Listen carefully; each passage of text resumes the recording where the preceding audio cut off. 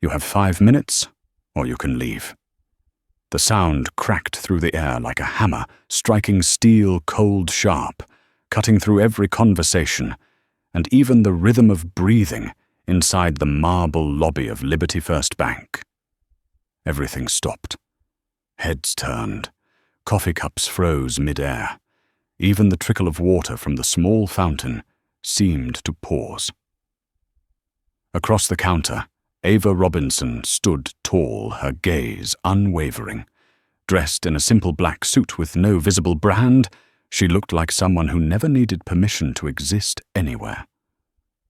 But to Brian Whitaker, the branch manager with his chin tilted high, she was nothing more than an intruder who had wandered into his domain. "Did you hear me?" he said, emphasizing each word, eager to show authority in front of the young staff who were already stealing glances. 5 minutes. No verification documents, then you're out. Ava didn't respond immediately. She placed her phone gently on the polished counter, her fingertips brushing over the bank's logo, as if to remind him who it belonged to. Her voice was low, warm, but firm. 5 minutes is more than enough. No one could explain why that single line changed the air itself. Mark Ellis, the security guard by the entrance, shifted his belt, his hand instinctively brushing against his radio. Jenna, the blonde receptionist, pretended to type, but kept sneaking glances. A middle-aged man gripping his briefcase tried to look uninterested, though his hand trembled slightly. Brian smiled a half grin of satisfaction. He liked moments like this when he could teach a lesson to people he thought didn't belong here. Ava's eyes met his calm and unreadable. Inside her, time slowed the sound of shoes on the marble, the whir of a printer in the corner, the sterile light pouring through the glass. He thought those 5 minutes were the time she had to prove herself. But for her, they were the time to measure how much the world had or hadn't learned from its past humiliations. A memory flickered in her mind. At 23, her bank account had been frozen just for depositing her first savings. "It's just protocol, please understand," the clerk had said, voice coated in fake politeness. 20 years later, the scene had returned. Only this time, she wasn't a trembling young woman full of fragile hope. She was the one who built the system they were standing in. Brian didn't know that. He only saw a black woman, dressed simply an easy target. He tapped his pen against the counter, the metallic rhythm cold and deliberate. "I told you verify now.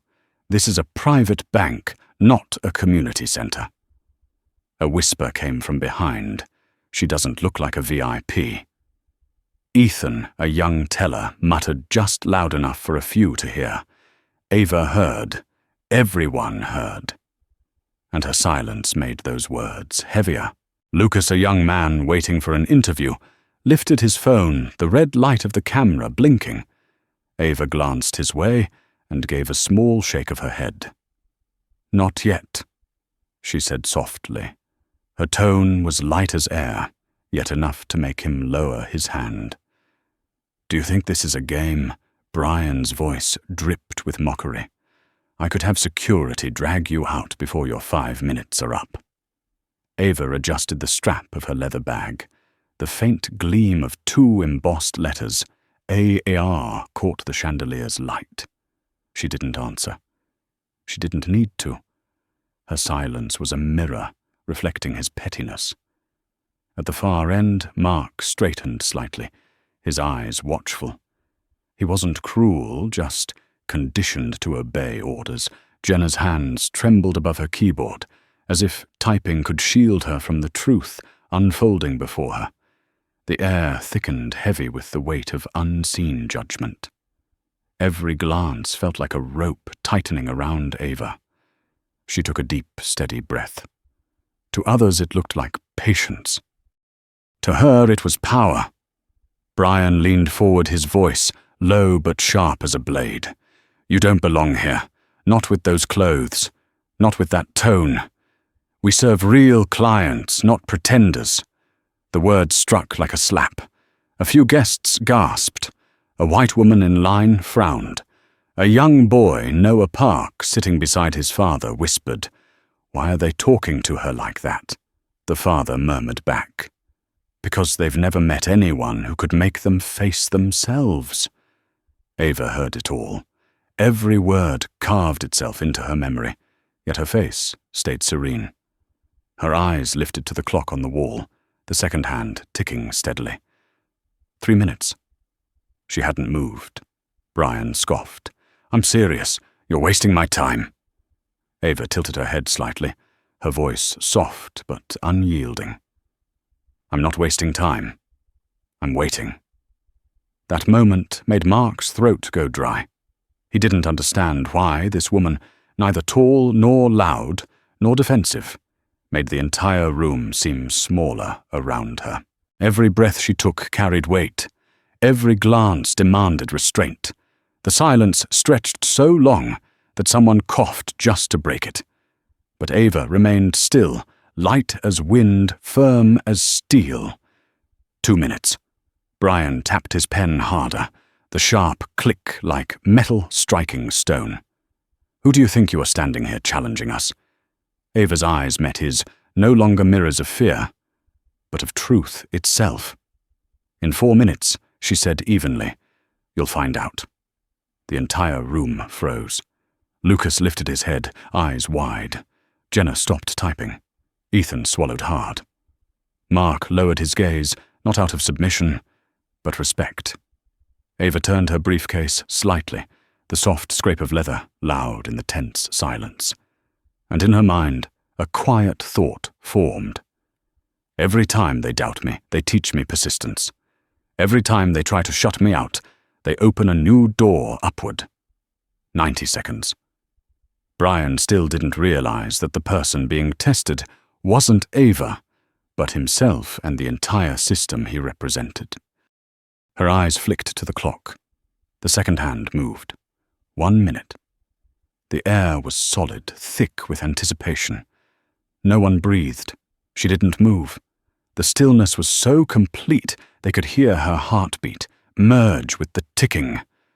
Clock, tick-tock, tick-tock. Then, in a moment, so quiet it felt unreal, Ava's voice cut through the air. Not loud, not rushed, but clear enough for everyone to hear. 4 minutes spent talking about me will mean more than 40 years spent talking about you. Her words dropped like a stone into still water, rippling outward in waves no one could stop. No one spoke. They only stared at her, the woman standing in the middle of that gleaming bank lobby. No visible power, no raised voice, only absolute composure. What they didn't know was that the clock on the wall was no longer counting down for her. It was counting down for them.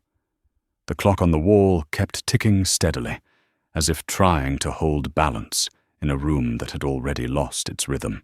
The entire lobby of Liberty First Bank sank into a silence heavy as stone.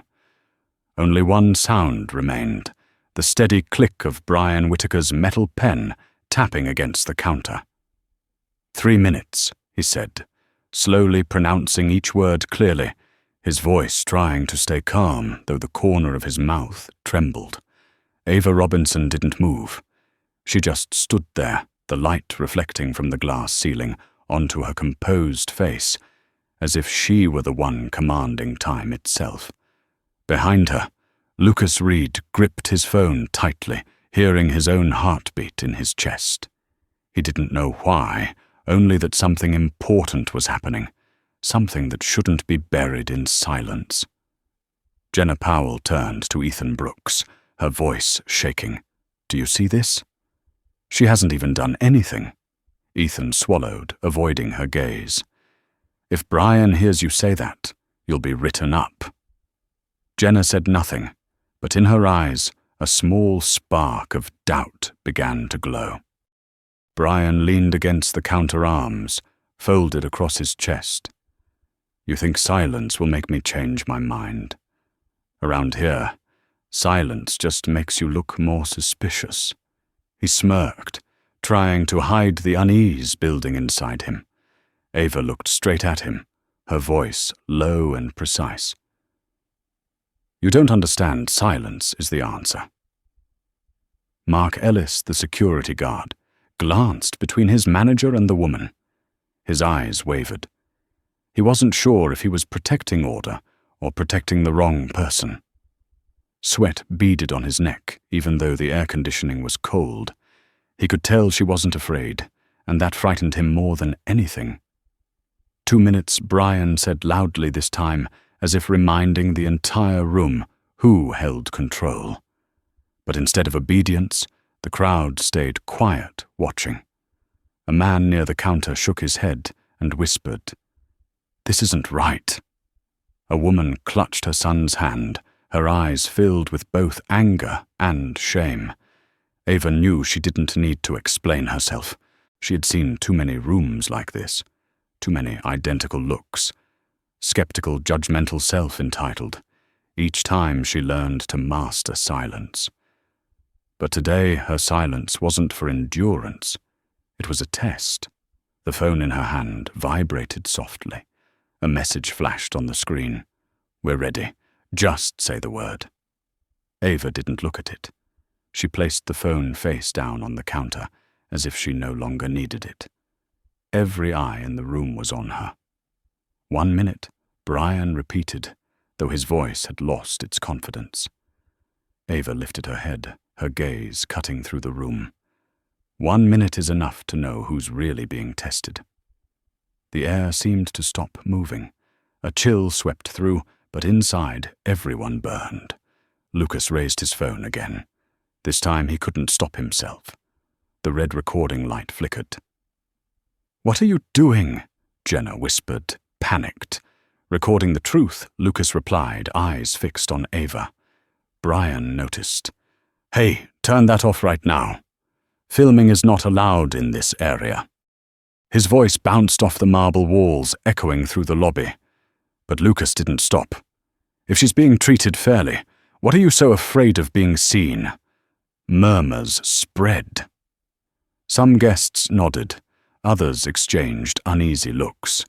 No one moved, but the energy in the room had shifted. Brian slammed his hand against the counter. "Mark, take his phone." The guard hesitated. Mark looked at Ava, then at the crowd. He saw her eyes calm, not pleading, not defiant, just the gaze of someone who didn't need to shout to make the world listen. He didn't move. Mark Brian shouted, "I said do it!" "She hasn't done anything wrong," Mark said quietly, his voice rough. Brian's face reddened fury, mixing with fear, as control slipped from his hands. All of you, his words were cut off by Ava. "I came here to make a transaction, not to prove I deserve respect."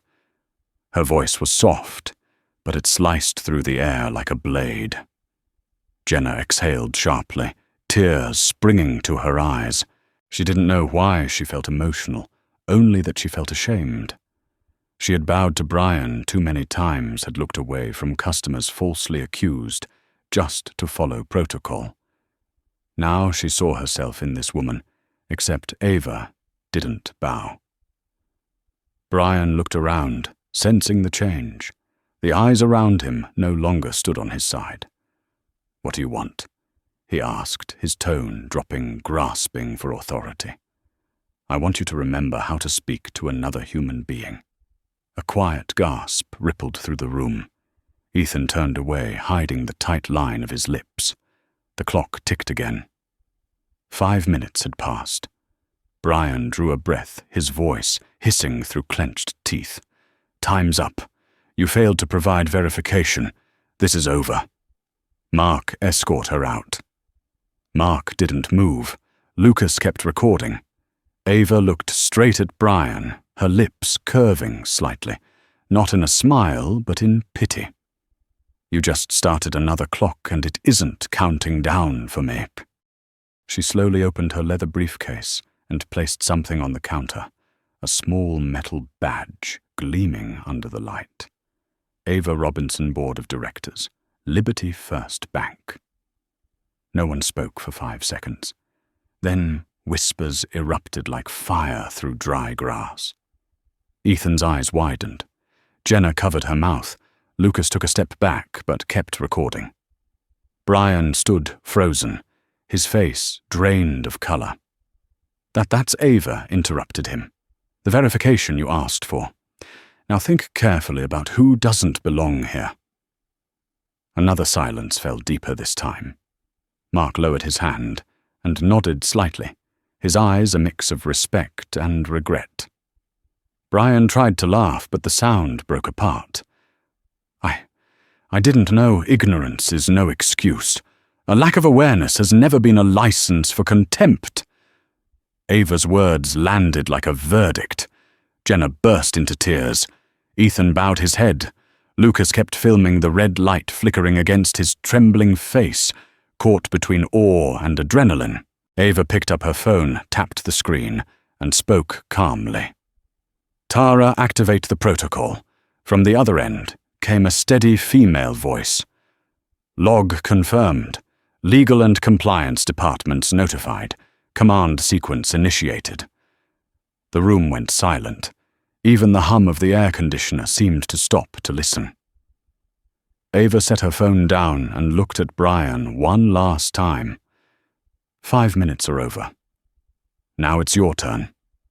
And in that cold marble hall, everyone understood the silence was no longer defense. It had just become the verdict.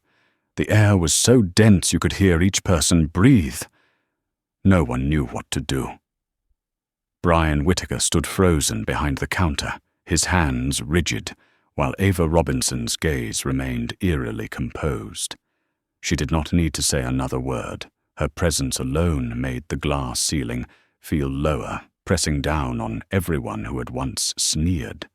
Her heels met the stone floor, each step distinct, slow, steady, like the heartbeat of someone in control. She moved closer to the counter. A few customers instinctively stepped back. The probing looks from earlier had turned into a mix of curiosity and fear.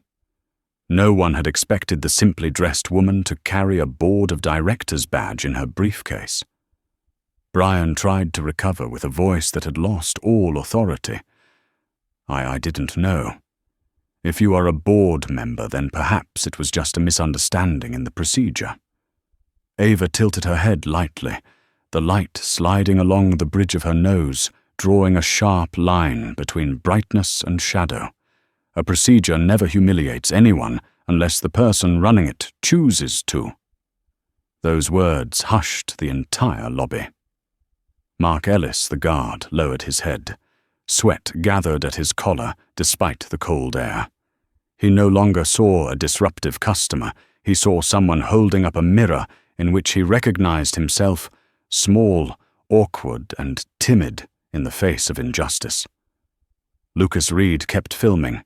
Each frame trembled with his breath, but the small red light on his screen burned like a beacon that would not let the truth go dark. "Enough," Brian snapped his voice, shaking as he squeezed out the last drops of power. "You are disrupting order. You are not allowed to record in this area, and I have the right to write Ava, cut in that single word, as thin and sharp as a blade. You speak of rights, while you just ordered someone to seize a customer's property. You used authority to strip someone of dignity. And now, when the light is on you, you're afraid of being seen." Brian's mouth opened, but no words came. His throat clenched, as if an invisible hand were tightening around it. Ava did not wait for a response. She turned to Mark, her voice gentle, but enough to squeeze his heart. "Mr. Ellis, when you see someone treated unfairly, whom do you choose to protect?" Mark stayed quiet. A long pause followed only the soft rush of ventilation, breaking it. At last he answered, voice low and rough. "I should have protected the right person." "Exactly," Ava nodded. "And today you have a chance to do it again." The words slipped off a chain. Mark stepped back, his hand leaving the radio. He looked around and saw the faces of customers, most nodding, empathetic, supportive. For the first time that morning, he felt he was not alone in doing the right thing. Ethan Brooks, the young teller, opened his mouth to speak, but stopped. He remembered what Brian always said, in meetings judge a person to know their worth. Now he understood that the one being seen most clearly was Brian himself. Ava set her phone on the counter, her voice low, yet echoing through the lobby. The protocol has been activated. Every action, every word, every image here is being recorded and archived directly on the bank's secure system. Jenna startled, her eyes wide. "You mean it is really recording now?" Ava smiled. "I do not need to threaten anyone. I am simply reminding you that the truth has already switched itself on." Brian stepped back, sweat beading on his forehead. You are threatening me. I can call my superiors." "Your superiors are watching," Ava said, eyes still locked on him. "And they are wondering how someone like you was ever allowed to represent Liberty First Bank." A soft chime sounded from the workstation behind the counter. Ethan saw an internal email pop up, the subject line, clear as day, "Board notification incident at Rittenhouse branch." He swallowed, heart racing. Brian realized he had lost all control. He spun toward Mark and shouted, Why are you standing there? She is abusing her power, no Mr. Whitaker." Mark said, his voice, for the first time, firm and clear. "You are the one abusing power." The words drew a collective gasp. A few customers began to applaud, soft at first, but genuine like a breeze stoking a flame back to life. Ava looked around, her gaze passing over every face. From the woman gripping her child's hand to the young man with the camera, to the trembling receptionist behind the desk. All of them were watching her, waiting. And in that moment, she understood this was not just a personal confrontation. It was a public lesson for an entire system. She spoke slowly, each word like a bell strike. "We live in a time where contempt is called procedure, and silence is called professionalism. But justice is not silence. It begins with those who dare to say enough."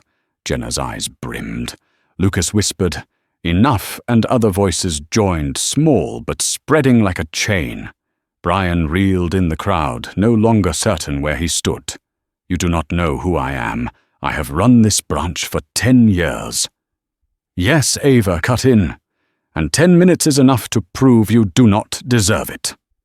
The air erupted. This time the applause was not timid. It rang out strong, echoing off the ceiling. Brian's face blanched, tendons straining in his neck. You cannot, Ava raised an eyebrow lightly. "I built the electronic signature system you use to approve transactions every day. I authored the security policy you wielded to threaten me. And I signed your appointment order 10 years ago." Each sentence fell like a hammer. Mark stood stunned. Ethan whispered, "My God!" Jenna covered her mouth as tears rolled down. Brian stumbled back another step. No way you can call headquarters and ask," Ava said evenly. "I am Ava Robinson, the largest shareholder of Liberty First Bank." The lobby burst into murmurs. Lucas could barely breathe, his camera still shaking as it recorded. Ava turned to him and smiled softly. "Keep going, Lucas. People need to see this." Brian's mouth hung open, but there was nothing left to say. His neck flushed, red sweat dripping into his collar. The room now belonged to her. Ava lowered her voice, eyes fixed on him. "You called me a fraud. You ordered someone to lay hands on my property without permission. You turned trust into a weapon, and now you will face the consequences of the very game you thought you controlled." As if on cue, her phone vibrated. She answered, and Tara Lewis's voice came through crisp and cool. Activation confirmed. The executive board has received the footage. Legal is on the way. Ava smiled faintly, her eyes never leaving Brian. Thank you, Tara. Mark this moment, time stamped at 11:22 a.m. Ava ended the call. Her voice rang out clear as shattering glass. Now we will see where the real power lives. And in that instant, as the clock on the wall moved into the 23rd minute, everyone understood that the original 5 minutes had passed, but the price of them had only just begun to be paid. The glass doors of Liberty First Bank reflected the noon sunlight, but inside the air was so thick it felt ready to explode.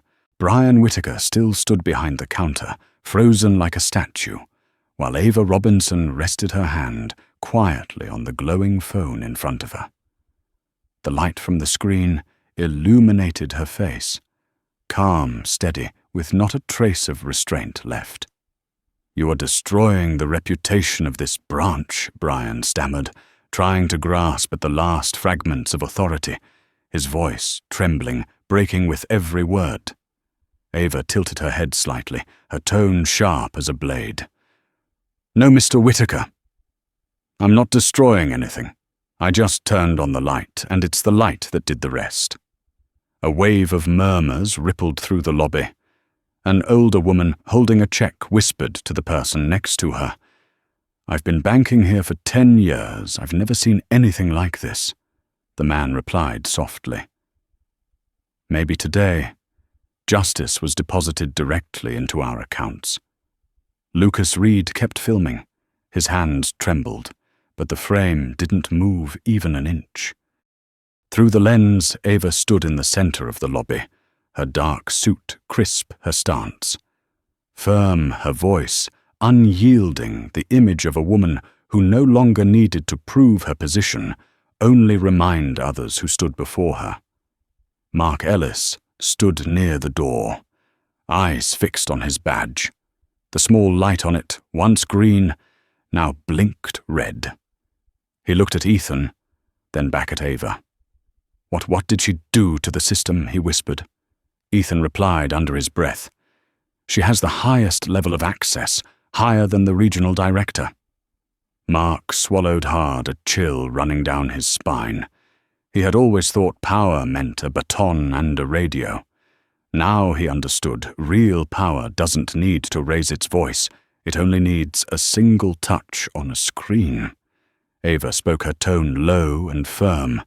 "Begin suspension of branch manager access. Revoke identification code for security officer Mark Ellis, pending investigation. Log all activity data." From the phone came Tara Lewis's voice, cool and precise as glass. "Confirmed. Access ID 0741 suspended. Data recorded into compliance system. Report submitted to the board of directors." A soft beep echoed a clear sound from Brian's badge. Everyone heard it. The green light blinked out. He looked down, his face draining of color. No, this must be a system error." "No," Ava replied, her eyes cutting through him. "That's the system correcting one." The first applause came from Lucas. Then a few others joined until the whole lobby erupted. It wasn't the sound of excitement. It was the sound of relief, as if they had just witnessed justice served after years of silence. Brian opened his mouth to object, but before he could, the glass doors at the front swung open. 3 people entered: Naomi Price, David Chen, and Sophia Alvarez, the board's legal team. They didn't need to speak loudly. Their presence alone shifted the room's temperature. The sound of their polished shoes against the marble floor, steady, deliberate, fell like the punctuation of a verdict. Naomi approached the counter, opened her case, and set a thick folder on the desk. "By order of Liberty First Bank's Executive Board, we are conducting an immediate emergency audit of the Rittenhouse branch. she announced, her voice strong, every word striking like a gavel, effective immediately. Ava didn't turn, only nodded slightly. "Proceed, Naomi." Brian's voice trembled. This is absurd. I haven't received any notice." Naomi looked up, eyes cold. "You've just had your access revoked, Mr. Whitaker. You won't be receiving anything anymore." His complexion shifted from red to ashen grey. He turned toward Ava, eyes wide, stripped of arrogance. I didn't know who you really were. I was just following protocol." Ava stepped closer, her voice soft. "Not forgiving, but final. You weren't following protocol. You were following prejudice. And that difference is what cost you everything." Brian stumbled back, colliding with the counter. He looked small now, lost in the very place that used to be his domain. Naomi signed the document, her voice ringing clearly. "Rittenhouse branch manager Brian Whitaker is hereby suspended. All access rights revoked. File forwarded to Internal Affairs. Security Officer Mark Ellis temporarily deactivated for review of conduct. Effective immediately." The sound of rapid typing filled the air. Ethan was confirming the command in the system. The words, "Access revoked," appeared in bold red letters across the screen. No one spoke. Brian stared at the monitor, then looked around, his eyes hollow like a man being expelled from his own house. You can't do this to me. I've dedicated my life." Ava cut him off, her voice as soft as a breath. "Dedication is not a license to disrespect others." She looked directly at him, and for the first time her eyes weren't cold. They carried the quiet sorrow of someone who once believed in people, only to be betrayed by them. Naomi inclined her head. "Madam, would you like to proceed with formal termination on site?" Ava answered, "Yes." "Do it." Naomi opened the folder and stamped the document. The sound, sharp and final, echoed through the lobby like the close of a judgment. Her voice carried clearly, no microphone needed. "Effective immediately, Mr. Brian Whitaker is dismissed from his position as branch manager of Liberty First Bank, Rittenhouse. All credentials and access privileges are revoked." A moment of absolute silence followed. Then the room erupted. Applause, sighs of relief, even a few quiet sobs. Ethan turned to Ava, eyes shining, speechless. Jenna placed a trembling hand over her heart. Lucas lowered his camera, but his eyes stayed on Ava, as if witnessing something sacred. Brian stood motionless. He was no longer the one giving orders. He was just a name inside a system that had already sealed him away. Ava didn't look triumphant. She only looked around, her eyes calm. "What we witnessed today," she said, "is what happens when power is given to those who forget its purpose. I didn't come here for revenge. I came to restore fairness for those who were silenced."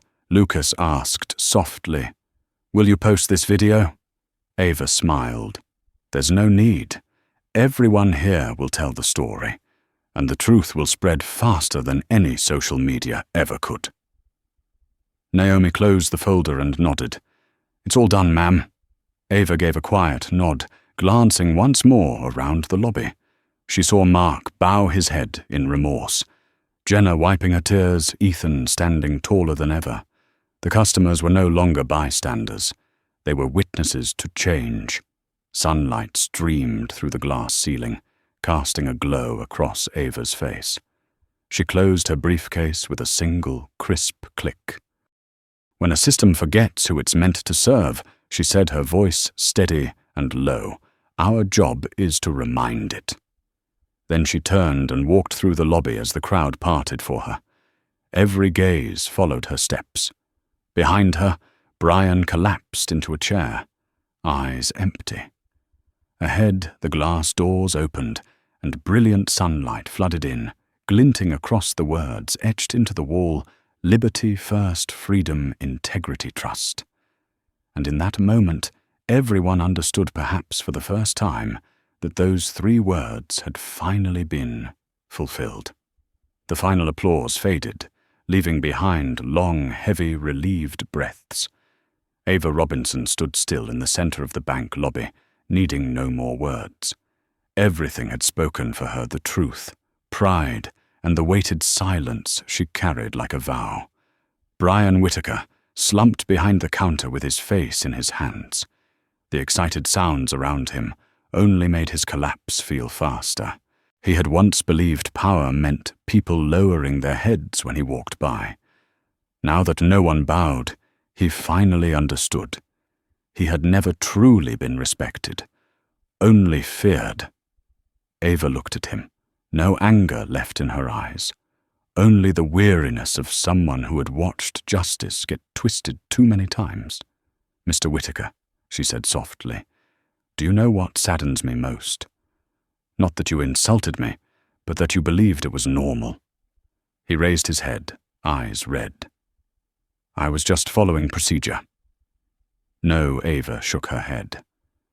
"You were following prejudice, and you did not see that prejudice is the most dangerous procedure because it needs no paperwork to destroy a person." A few customers nodded. Jenna wiped her tears, rose from the reception desk, her shoulders trembling. She was not a brave person, but today she wanted to speak. "Ms. Robinson, I'm sorry. I have seen this happen to others many times. I chose silence." Ava turned her gaze, softening. "You do not need to apologize to me. But if you truly understand, remember this. Staying silent out of fear of losing a job is understandable. Staying silent forever costs you your character." The words fell like the final drop that set a still lake trembling. The whole room went silent. Only the quiet tapping of keys remained, as Ethan Brooks logged in to confirm the termination record. The line reading, "Manager ID terminated effective," immediately glowed in red on the screen. He looked at it and exhaled. Something inside him had just been released fear. Mark Ellis still stood near the door, gripping his disabled badge. He did not dare look anyone in the eye. Ava approached and stopped in front of him. "Mark." He swallowed his voice, hoarse. "I was wrong, Ms. Robinson. I should not have let this go so far." She nodded without judgment. "We all do wrong when we are afraid. But you chose correctly when you stopped. That is enough to begin again." Mark bowed deeply. For the first time, his eyes did not show a gatekeeper, but a man awakened. In the distance, Lucas Reed still held his phone. The video was still rolling.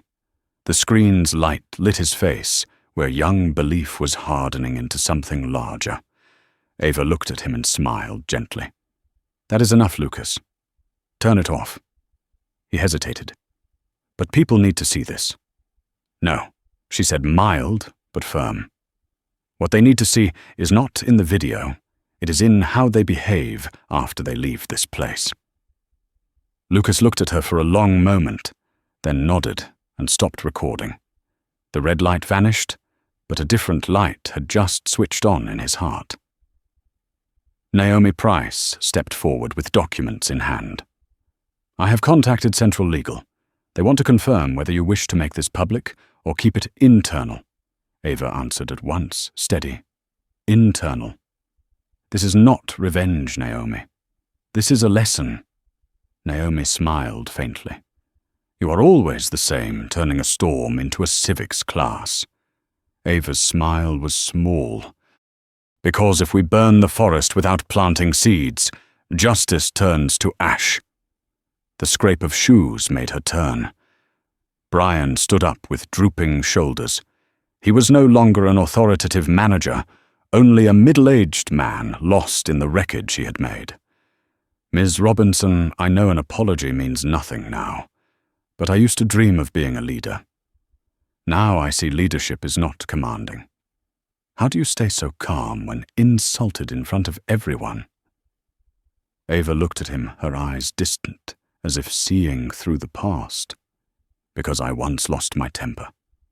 And I learned it helps nothing except convincing the guilty they are right. I learned to turn my anger into evidence, not an excuse." He bowed his head and said nothing.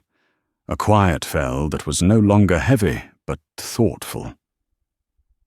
The lobby turned into a classroom where the lesson came from the person who had just been wronged. Outside the glass doors, golden autumn light slipped through the panes, painting bands of brightness across the marble floor. A child waiting with his mother asked softly, "Mom, who is she?" The mother answered, gentle but clear enough for those nearby to hear. "She is someone who does not need to shout to make the whole world listen." Ava turned back to the counter and looked at the words carved on the wall. IBERTYFIRST, Freedom, Integrity, Trust. She stepped forward, set her hand on the motto, and spoke low. "We hang ethical slogans everywhere and forget that ethics do not live on the wall. They live in how we treat the most vulnerable." Naomi asked quietly, "Would you like to send a message to all employees? Communications can publish it immediately." Ava was silent for a moment, then said, "Send them 3 lines." Naomi clicked her pen ready, and Ava spoke slowly. "One dignity is not a privilege. 2 power without mercy is the most dangerous form of weakness. 3 do not wait for the system to fix you. Fix the system." Naomi nodded, eyes bright. She knew those lines would travel across the intranet, and likely far beyond. Ava looked around once more. Jenna stood behind the counter with a thin, genuine smile. Ethan guided an elderly woman through a form more gently than usual. Mark held the door for a guest and bowed with honest eyes, and in the corner, Lucas spoke with Noah and his father, the light on their faces warmer than the chandelier above.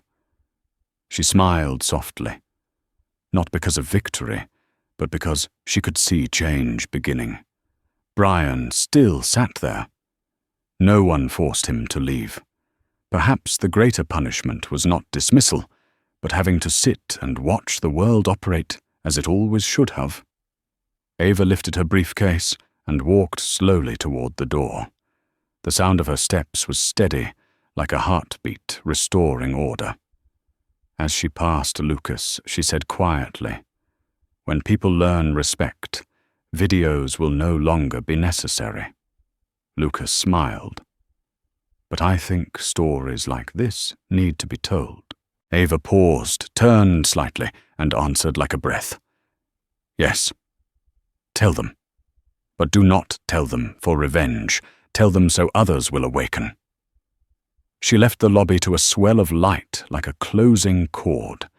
The doors shut behind her, reflecting people standing straighter, speaking softer, living truer. Outside, Philadelphia rested in a golden noon. Wind brushed the bank's sign, lifting a ribboned decoration.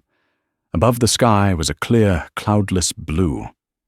And in that light, Ava Robinson walked on the calm figure of a woman who had made an entire system examine itself, not through raw power, but through dignity. The glass doors closed, and the noise of Philadelphia's streets rushed in, then faded behind Ava Robinson. She walked slowly along the stone sidewalk, her breath blending with the cool wind. Each step carried the steady rhythm of a heartbeat after battle. Not one fought with shouting, but with resolve.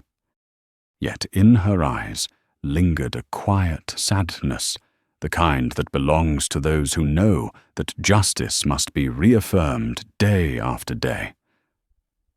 She stopped in front of the small cafe across from the bank. Through the window, she could still see a few people gathered inside the lobby, talking, gesturing toward the building across the street. Their faces no longer bore the expression of spectators at a performance, but of people waking from a long sleep. Ava stepped inside the cafe and chose a table near the window. She ordered an espresso and sat still, her hand resting lightly on the briefcase, the only physical witness to the morning that had just ended. "Mrs. Robinson." The waitress's voice was hesitant, reverent. "I just wanted to say I saw everything through the window. I never thought I'd see anyone stand up to them like that." Ava looked up, her smile as soft as light on water. "Thank you, but sometimes standing up doesn't mean you're brave. It means you have no other choice." The girl nodded, eyes shining. Ava didn't know her name, but that look reminded her of herself at 20-something, when she too had walked nervously into rooms where others decided her worth. She took a sip of coffee. The bitterness spread across her tongue, bitter but real, just like what had happened. Outside, sunlight glimmered off the Liberty First Bank sign, reflecting like a quiet reminder. Integrity, freedom, trust. She exhaled. Those words finally had meaning now, but they had been bought with a morning full of humiliation and courage. The phone on the table vibrated softly. A message from Naomi Price headquarters confirmed. "The internal video is everywhere now. Employees are sharing your quotes. PR wants to release a statement, but we're waiting for your decision." Ava smiled and typed a few words. No need for a statement. Let them talk to each other. When truth spreads on its own, it's stronger than any press release. She set the phone down, feeling lighter, as if a weight had lifted. Behind her, the door opened. A man's low voice sounded. "Mrs. Robinson." Ava turned. It was Mark Ellis, still in his security uniform, but the light on his badge was off. He stood awkwardly, like a man entering a church to confess. "I know you don't need to hear it, but I wanted to say I've never seen anyone do what you did today." Ava nodded and gestured for him to sit. "Mr. Ellis?" "I didn't do anything special. I just did what was right. The only special thing is that people forgot doing the right thing is still possible." Mark looked down at the cup of coffee on the table and said quietly, "I've spent my life following orders. I never thought the day would come when I'd need courage to disobey one." Ava smiled gently. "Sometimes silence is complicity. But today you didn't stay silent. Remember, you didn't lose your badge. You were given the chance to rebuild your integrity." He looked at her for a long moment, eyes wet. If only the rest of them understood that sooner. Ava interrupted softly, "Don't say if. Say from today, the present is the only thing we truly own." Across the street, the bank's glass doors opened. Jenna Powell and Ethan Brooks stepped out, each holding a folder. When they spotted Ava through the cafe window, they paused, then bowed deeply. She nodded back, no words needed. Small gestures like that were what convinced her the morning hadn't been in vain. Mark stood and bowed. "I'll be leaving the bank, but I want to work somewhere. People are valued for their character, not their ID badge." Ava reached out and shook his hand firmly. "Good. When you find it right to me. Maybe we'll meet again, this time on the same team." Mark smiled softly, his eyes warm. He walked out, leaving behind the mingled scent of coffee and wind bitter and sweet like the end of a chapter. Ava glanced at her watch. Almost noon. She opened her briefcase and took out an old handwritten sheet. A list of employees who had filed complaints about discrimination within the system, still marked unresolved. Their names stretched down the page, each note beside them, reading the same 3 words, "Pending review." Her gaze deepened. "No more waiting," she whispered. "They'll all be reopened." Another message pinged on her phone. It was from Lucas Reed. "Ms. Ava, I know you didn't want it posted, but the video is spreading. Someone else in the lobby filmed from another angle. Views are climbing fast." Ava read thoughtful, then typed back, "Let it spread. But if anyone asks, tell them not to watch out of curiosity. Tell them to watch so they learn not to become the people in it." Lucas replied with a "thank you" emoji, and the line, "I think you just redefined what strength means." Ava smiled faintly, setting the phone down. She looked out at the street. The people walking by had no idea they were living in the same city where truth had just been laid bare. But she didn't need anyone to know her name. All she wanted was that tomorrow, when another person walked into a bank, a store, or an office, they would be met with a little more respect, and no one would need to record it to prove it. The afternoon light tilted. Golden beams fell across the cafe wall, drawing long streaks across the wooden table. Ava took out her pen and wrote in her small notebook, "Justice is never loud. It arrives with calm, and it stays in how we treat one another." Outside, the hum of traffic blended with the wind. A strong gust lifted a few paper flyers from a lamp post. Ava watched them swirl upward, spinning in the sunlight. In them she saw herself, that morning, small but not swept away, simply learning to move with the wind. She stood, slipped on her coat, and paid. The waitress returned the receipt, handing her a small, folded piece of paper. "You dropped this," she said. Ava unfolded it. It was the line she had just written. But beneath it, someone had written in neat handwriting, "Or justice is quiet, but everyone hears it when it passes by." Ava smiled. She knew her message had already begun its own journey. She put on her sunglasses and stepped out onto the street. Across the way, the Liberty First Bank building still gleamed in the sun, and in that glass reflection there was no longer the image of a woman once humiliated, but of the one who taught an entire system how to see humanity again. The wind stirred gently. The sign above the door swayed. Amid the city's busy noise, Ava Robinson walked on her figure, blending into the crowd. No raised voice, no title, but everyone who had seen her that day would remember one thing. Silence, when it stands on the side of truth, is the loudest sound in the world. The next morning, when the first sunlight poured through the glass windows of Liberty First Bank, the atmosphere inside had changed completely. There were no more smug laughs, no more heavy footsteps carrying a false sense of authority. Instead, quiet glances met across the room, small but sincere nods replaced old pretenses. What had happened the day before had spread throughout the entire system like an unspoken tide, not loud, but powerful enough to alter its course. In the top-floor office, Naomi Price opened her laptop. The light from the screen reflected on her face, illuminating hundreds of emails from employees across the country. Every subject line was the same, regarding the incident at the Rittenhouse branch. Some messages offered thanks, some apologies, and some were hauntingly simple. "I've been silent for too long." Naomi read them, then exhaled softly. "Ava, you didn't just win a case. You opened a door."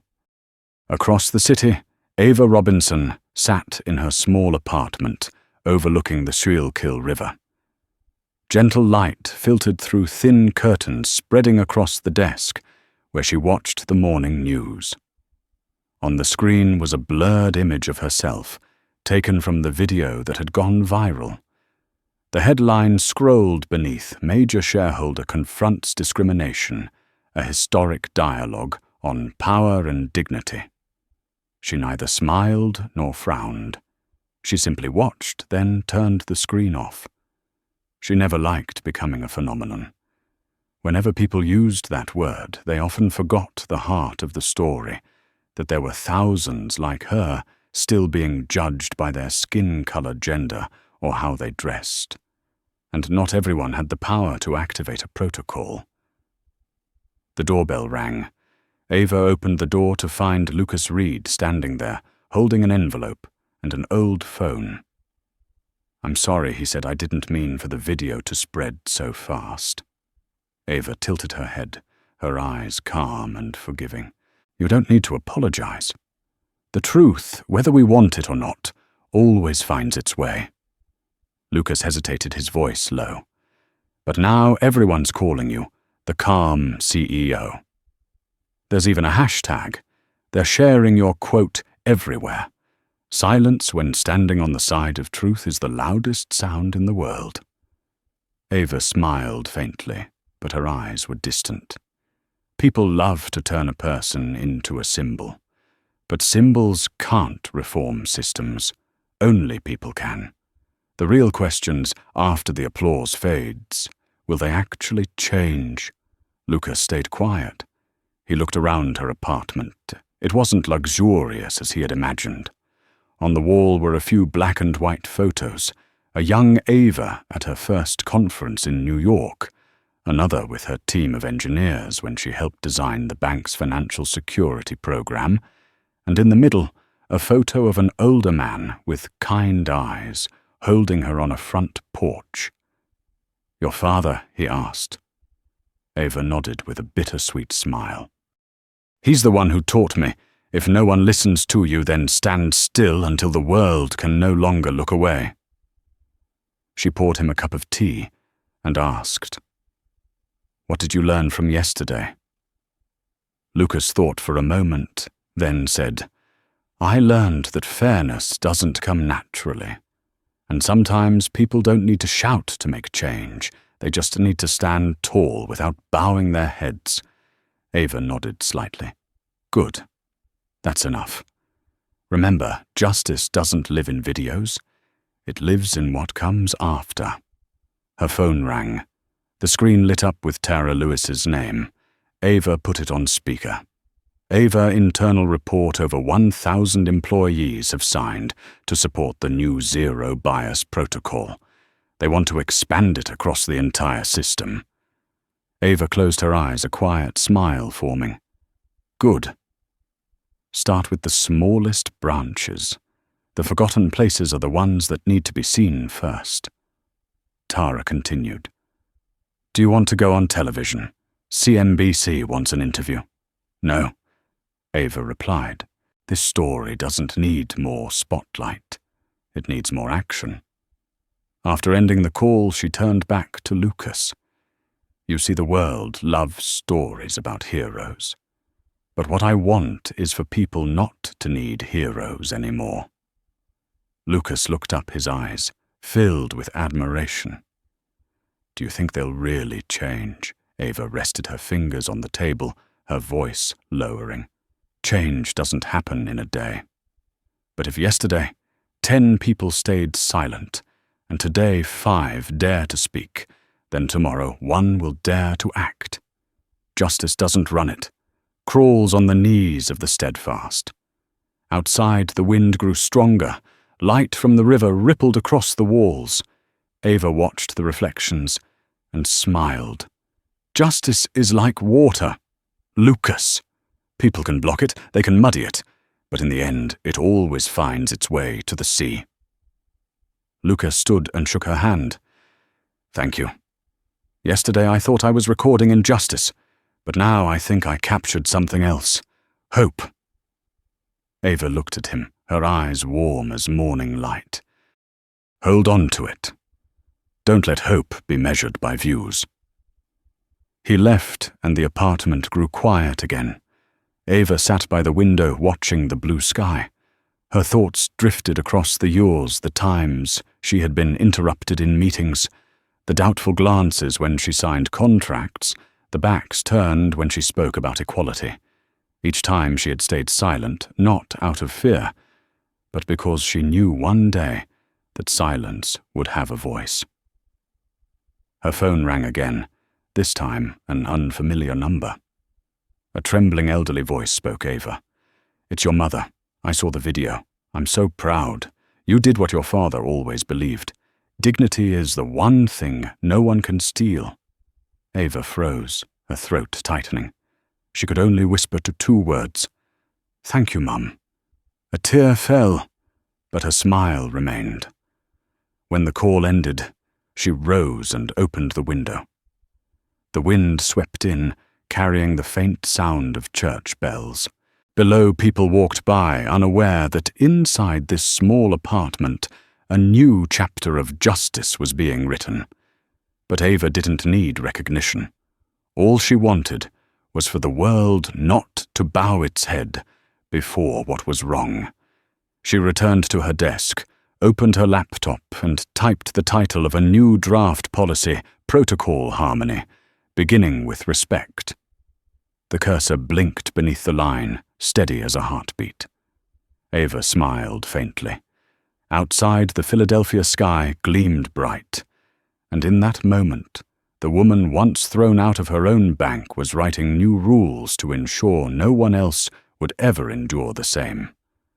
The sound of keystrokes mixed with the whisper of wind and the distant river.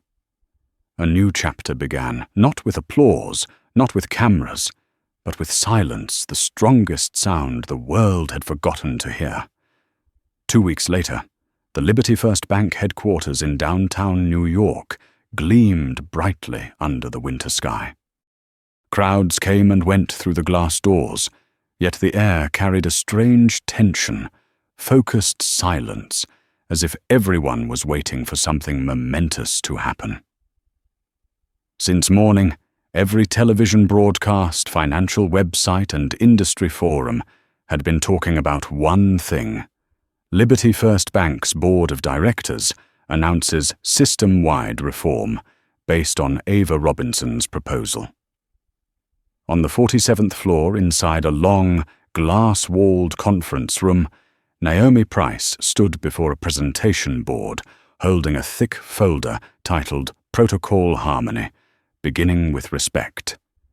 Beside her, Ava Robinson sat quietly, her hands clasped her eyes, calmly observing each reaction around the table. The overhead lights reflected off her dark hair, giving her face a tranquil glow, the expression of someone who knew that resistance was temporary, but truth always had time on its side. "We can't let one isolated event define an entire institution," said Mr. Baker, a cautious member of the board. "But clearly what happened at Rittenhouse has forced us to reconsider how those representing this bank behave." Naomi looked at him, voice steady. "No, sir. It didn't force us to reconsider. It compelled us to." The room fell silent. Ava rose slowly. The faint scrape of her chair was the only sound, but every person stopped moving and turned toward her. For 30 years, she began, her tone low and firm. "We've talked about profit market share and sustainable investment. But we forgot the first thing a bank is built on: trust. And that trust doesn't come from interest rates. It comes from how we treat people. I'm not here to defend my reputation. I'm here to ask this system a question: will we choose silence or will we choose evolution?" Her words stretched through the room like a held breath. Mr. Baker started to respond, but Ava raised her hand slightly. "I don't need justification, and I don't need apology. I need commitment." She turned the monitor toward them, revealing a chart of over 700 employee responses reporting internal discrimination, a staggering number. "These are their voices," she said, "and they don't need to hear me speak. They need to see us act." A young woman on the board, Linda Gomez, nodded gently. "Mrs. Robinson, I read your proposal, the section called Training for Dignity. Honestly, it sounds idealistic. But maybe that's exactly what we've never tried." Ava smiled, eyes glinting with quiet hope. "We've trained people to sell, to speak, to manage risk. It's time we train them to see each other." Naomi stepped in, her voice firm. We propose a pilot at 12 branches, including Rittenhouse. If the results are positive, the program will expand across the entire system. Silence lingered. Then small nods began spreading like ripples. The vote was swift. The result, unanimous approval. Naomi smiled and turned to Ava. "Congratulations, Ava. You just changed the history of this bank." Ava shook her head slightly. "Not me. The people who stood up and said, 'Enough,' did." The meeting ended. One by one, board members left the room. When only the two of them remained, Naomi sat back down, looking at her friend.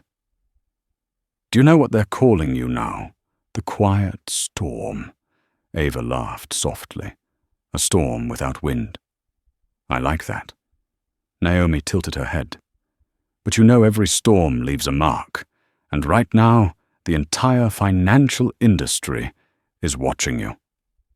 Ava took a sip of water, her gaze drifting toward the window where the city sprawled under the midday light. "Good. Let them watch. But I want them to watch, to learn, not to applaud." That afternoon, Ava left the building and walked along Fifth Avenue, where people hurried past in tailored suits and luxury cars lined up at red lights. Everything looked ordinary, but she knew that beneath that calm surface, the world was shifting subtly but surely. She didn't need a hurricane, only a change in the wind. Her phone rang. It was Lucas Reed. "Ms. Ava, they just aired a feature on the Rittenhouse case. Everyone's sharing your quote, 'We don't need heroes. We need people who know how to respect one another.'" "Have you seen it?" Ava replied softly. "But I'm glad they're hearing what matters." "You're not upset they're put in your face on every headline," Ava chuckled. "Lucas, if they need a face to remember that justice doesn't have to shout, then let it be mine. As long as they remember the rest of the story." That evening, Ava returned home. The apartment was quiet, the wind brushing softly against the curtains. On her desk lay the small notebook, still open to the unfinished page from the last chapter. She sat down, picked up her pen, and wrote, "Some storms are born not from anger, but from compassion. They don't tear down houses, they clear away dust." Her phone rang again. It was her mother's warm, trembling voice. "Ava, do you see, your father would be so proud. He always believed that a person who can stay calm in a storm is truly strong." Ava closed her eyes and smiled. "I don't need him to be proud, Mum. I just need him to know I followed the path he laid." Outside, rain began to fall soft against the glass. Droplets slid down, merging, then breaking apart into thin trails. She watched them and thought of Brian Whitaker's face that day, the face of a man who had finally seen himself small before dignity. Maybe she thought he too was learning how to begin again. And if he was, the victory would be complete. Ava stood and opened the window. The cool air swept in, carrying the scent of rain. She breathed deeply, a strange calm filling her chest. Tomorrow she would return to work, not as a hero, but as a guardian of justice. Below, city lights shimmered against the wet streets.